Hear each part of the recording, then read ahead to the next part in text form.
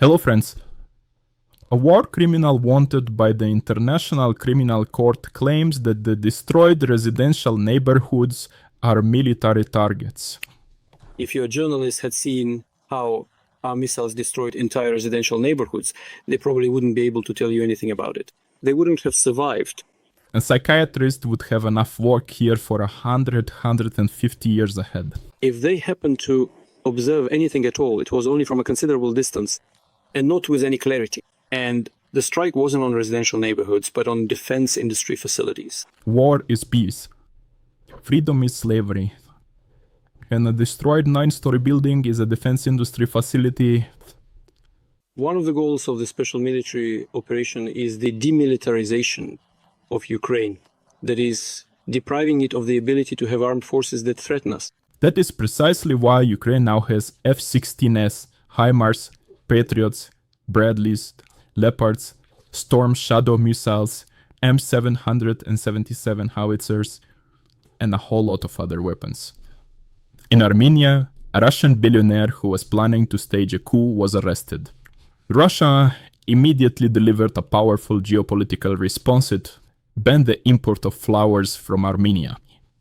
Adam Kadyrov bravely helped push a loaf van out of the mud. Oh, the guys are going to help the very handsome fellow now. Indeed. Let's do it. There you go, everyone. Everyone is pitching in and contributing their efforts to this wonderful endeavor, working together harmoniously. Adam Ramzanovich followed the example, yes, so that everyone would come out and push. Ah, well done. Daddy's donut. The upgraded Luther mobile for hauling washing machines off the battlefield. War machine. They took those, put on ammo, anti-drone protection. The guys say they're being attacked from the front and the back, but there's a gunner in the back, so they said not to armor the rear. They said not to protect the back, because it would make it hard to load washing machines. Into the trunk. Here we added extra reinforcement, strengthened the body. There will be a platform here. And straps, so the washing machines don't bang against each other. That's the kind of machine it is. We're still waiting for a conveyor belt to protect the engine compartment and the evacuation bay from shrapnel. So everything here is welded. Everything is additionally reinforced. Pipes for rigidity. Here too, everything has been reinforced. In short, everything was done according to the standards of late Putinism. So you can transport 4 washing machines at a time without any problems. A resident of Voronezh, whose son did not return from Ukraine, was sent flags and a t-shirt with the slogan, "We don't abandon our own," instead of financial assistance. They didn't abandon their own here either. They sent their own t-shirt. The CEO of Severstal warned that metallurgical plants in Russia may shut down. Well, basically just as planned. Here is Chelyabinsk, the city center, the future generation of our automotive industry. Eat your heart out, America.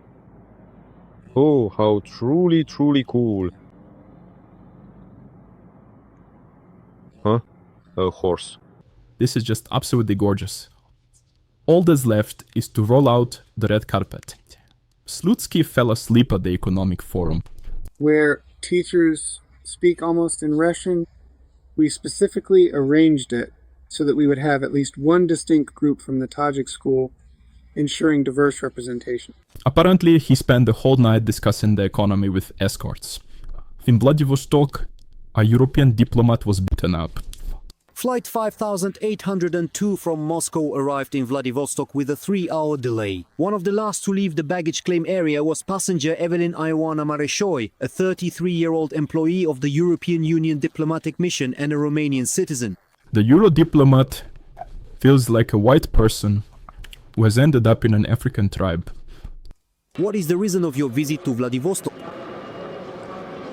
Please, Mareshoy, please. The Euro diplomat stubbornly remained silent and refused to answer our question about the purpose of her visit. She refused to answer.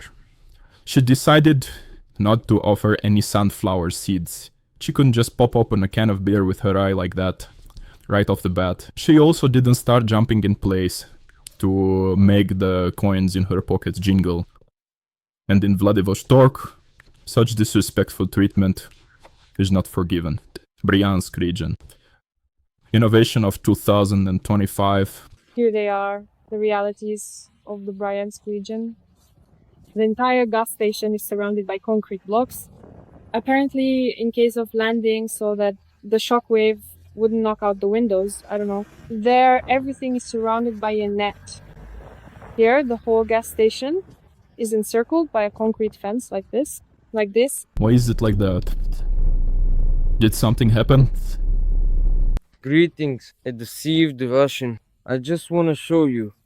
In Sverdlovsk region, this is how people live here. Here's the dumpster, and this is what's next to it. Yeah. Let's go. Let's go. Let's go. Everything is just lying around here, all neat and tidy. People have trashed everything here, look. What else is there to say? That's how it is. Look at these values here. And the dumpster's over there. That's where it is. That's not a dumpster. That's a stronghold for defense against a NATO attack. Decaying Germany. This is the kind of housing they provide for refugees and the poor. So for a deceived Russian, here's the situation. Germany, social housing, refugees. Well, this is how they live. Here they're taking, both Arab and Ukrainian people, unfortunately. Well, that's another point. A dumpster for removal? Nothing? Number, how's your heart beating? Is it okay? Pulse? Blood pressure? All this gets thrown away. The cords are intact, that means everything works. That's the situation. At this point, it's time to send in the troops. Now that's definitely a reason. I agree, bro. This isn't just a washing machine. It's a casus belli.